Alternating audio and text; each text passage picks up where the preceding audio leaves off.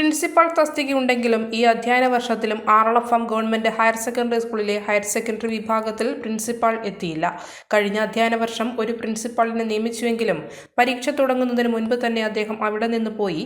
പിന്നീട് പ്രിൻസിപ്പാളിന്റെ ചുമതല ഹൈസ്കൂൾ ഹെഡ്മാസ്റ്ററുടെ ചുമതല വഹിക്കുന്ന ഒരു അധ്യാപകന് നൽകിയെങ്കിലും അദ്ദേഹവും അവിടെ നിന്ന് സ്ഥലം മാറിപ്പോയതോടെ നാഥനില്ലാത്ത അവസ്ഥയായി ഗവൺമെന്റ് ഹയർ സെക്കൻഡറി സ്കൂളിലെ ഹയർ സെക്കൻഡറി വിഭാഗം മാറി.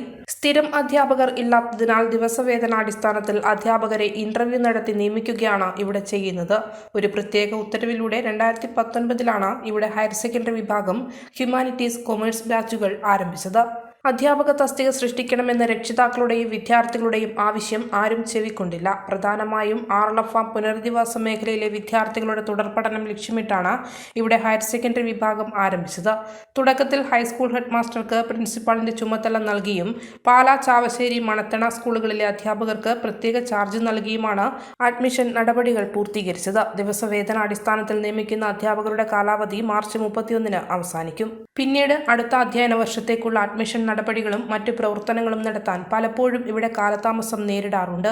PTA ഉൾപ്പെടെയുള്ള ജനപ്രതിനിധികൾ നിരവധി ഇടപെടൽ നടത്തിയതിനു ശേഷം 2020 പ്രിൻസിപ്പൽ തസ്തിക സൃഷ്ടിച്ച് ഒരു പ്രിൻസിപ്പാളിനെ നിയമിച്ചുവെങ്കിലും 6 മാസം മാത്രമാണ് പ്രിൻസിപ്പാളിന്റെ സേവനം ഇവിടെ ലഭ്യമായത്. വീണ്ടും ഹൈസ്കൂൾ ഹെഡ്മാസ്റ്റർക്ക് പ്രിൻസിപ്പാളിന്റെ അധിക ചുമതല നൽകി. പിന്നീട് ഇങ്ങോട്ട് പല പ്രിൻസിപ്പാളും ചാർജ് എടുത്തെങ്കിലും അവരെല്ലാം നിശ്ചിത സമയത്തിനുള്ളിൽ ഇവിടെ നിന്ന് സ്ഥലം മാറിപ്പോകുന്ന കാഴ്ചയാണ് കാണാൻ കഴിഞ്ഞത്.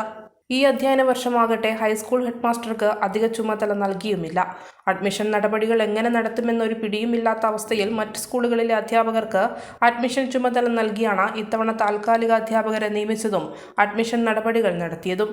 ഇതുവരെയായി പ്രിൻസിപ്പാളിനെ നിയമിക്കുകയോ ഹെഡ്മാസ്റ്റർക്ക് അധിക ചുമതല നൽകുകയോ ചെയ്തിട്ടില്ല. പട്ടികവർഗ വിദ്യാർത്ഥികളുടെ തുടർപഠനം ലക്ഷ്യമിട്ട് ആരംഭിച്ച ഹയർ സെക്കൻഡറി വിഭാഗം നാഥനില്ലാത്ത അവസ്ഥയിൽ നിൽക്കുകയാണ്. ഇത്തവണത്തെ അഡ്മിഷൻ എന്ന് പറയുന്നത് ഹ്യൂമാനിറ്റീസിൽ 25 താഴെയും കൊമേഴ്സിൽ 45 താഴെയുമാണ്. ഇവയിൽ സ്കൂൾ മാറ്റം കൊടുത്തവർ പകുതിയിലേറെ വരും. മാറ്റത്തിന് അപേക്ഷിച്ചവർക്കെല്ലാം സ്കൂൾ മാറ്റം അനുവദിച്ചാൽ ആറളഫാം ഗവൺമെന്റ് ഹയർ സെക്കൻഡറി സ്കൂളിലെ ഹയർ സെക്കൻഡറി വിഭാഗത്തിൽ വിദ്യാർത്ഥികളുടെ എണ്ണം വളരെ കുറവായിരിക്കും.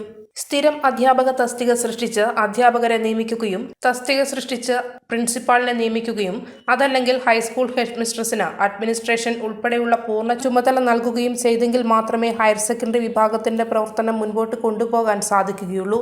അധ്യാപക തസ്തിക സൃഷ്ടിക്കപ്പെടുന്നില്ലെങ്കിൽ സമീപ പ്രദേശങ്ങളിലെ ഹയർ സെക്കൻഡറി സ്കൂളിൽ നിന്നും 2-3 അധ്യാപകരെ ഡെപ്യൂട്ടേഷനിൽ ഗവൺമെന്റ് ഹയർ സെക്കൻഡറി സ്കൂളിലേക്ക് നിയമിക്കുകയും ചെയ്താൽ സ്കൂളിന്റെ പ്രവർത്തനം നല്ല രീതിയിൽ കൊണ്ടുപോകാനും വിദ്യാർത്ഥികളുടെ പഠന നിലവാരം ഉയർത്തിക്കൊണ്ടുവരുവാനും അതുവഴി മുഴുവൻ സീറ്റിലും അഡ്മിഷൻ നൽകി ഹയർ സെക്കൻഡറി വിഭാഗം അനുവദിച്ചതിന്റെ ലക്ഷ്യം പൂർത്തീകരിക്കാനും സാധിക്കും.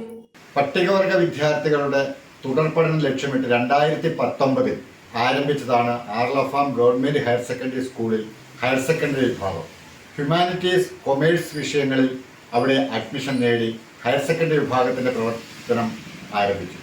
എന്നാൽ അവിടെ ആവശ്യത്തിന് അധ്യാപകരുടെ തസ്തിക സൃഷ്ടിക്കുകയോ പ്രിൻസിപ്പാളിന്റെ തസ്തിക സൃഷ്ടിക്കാതെയുമായിരുന്നു ഹയർ സെക്കൻഡറി വിഭാഗത്തിന്റെ പ്രവർത്തനം തുടങ്ങിയത്.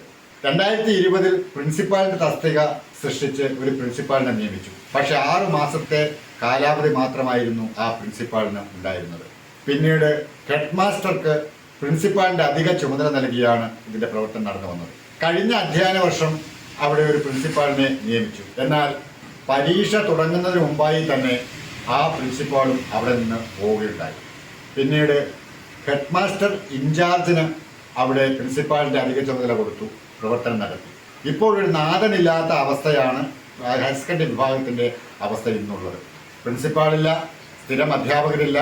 അവിടെ അഡ്മിഷൻ പോലും ഇപ്പോൾ ഒരു പ്രയാസത്തിൽ, കാരണം മറ്റ് സ്കൂളുകളിൽ നിന്ന് അഡ്മിഷന് വേണ്ടി മാത്രം അധ്യാപകരെ ചുമതലപ്പെടുത്തിക്കൊണ്ടാണ് അവിടെ അഡ്മിഷൻ നടത്തി. താരതമ്യേന കഴിഞ്ഞ വർഷത്തെക്കാളും കുറവ് അഡ്മിഷനാണ് ഇത്തവണ ഈ സ്കൂളിൽ ഉണ്ടായിരിക്കുന്നത്. എന്താണോ ഹയർ സെക്കൻഡറി വിഭാഗം ആരംഭിക്കുന്നതിന് ലക്ഷ്യമിട്ടത് ആ ലക്ഷ്യം പൂർത്തീകരിക്കാതെ ഇവിടെ പോവുകയാണ്. ഇവിടുത്തെ ആവശ്യം എന്ന് പറയുന്നത് വിദ്യാർത്ഥികളുടെയും രക്ഷിതാക്കളുടെയും ആവശ്യം അധ്യാപക തസ്തിക സൃഷ്ടിച്ച് ദിവസവേതനാടിസ്ഥാനത്തിൽ അല്ലാതെ തന്നെ സ്ഥിരം അധ്യാപകരെ നിയമിച്ചുകൊണ്ടും അതോടൊപ്പം തന്നെ തസ്തിക സൃഷ്ടിക്കപ്പെട്ടിട്ടുള്ള പ്രിൻസിപ്പാൾ സീറ്റിലേക്ക് ഒരു പ്രിൻസിപ്പാളിനെ സ്ഥിരം ഒരു പ്രിൻസിപ്പാളിനെ നിയമിച്ചുകൊണ്ട് ഈ സ്കൂളിൻ്റെ പ്രവർത്തന ലക്ഷ്യം പൂർത്തീകരിക്കുന്നതിന് വേണ്ടിയിട്ടുള്ള ഒരു ഇടപെടൽ ഹയർ സെക്കൻഡറി വിഭാഗത്തിൻ്റെ അതിൻ്റെ ഡയറക്ടർ ബോർഡിൻ്റെ ഭാഗത്തുനിന്ന് ഉണ്ടാവണം, RDയുടെ ഭാഗത്തുനിന്നൊക്കെ ഉണ്ടാവണമെന്നാണ് ഇവരുടെ ആവശ്യം. അത് ന്യായമാണ് താനും.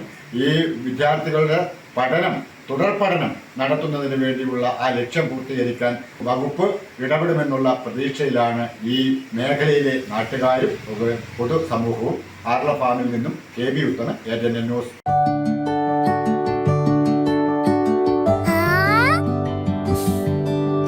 When you dream, it's okay, let him go. Your happy home. Open your eyes and look around you.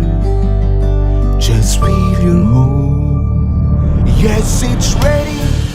We are ready with your happy, happy home. Yes, it's ready. We are ready with your happy, happy home.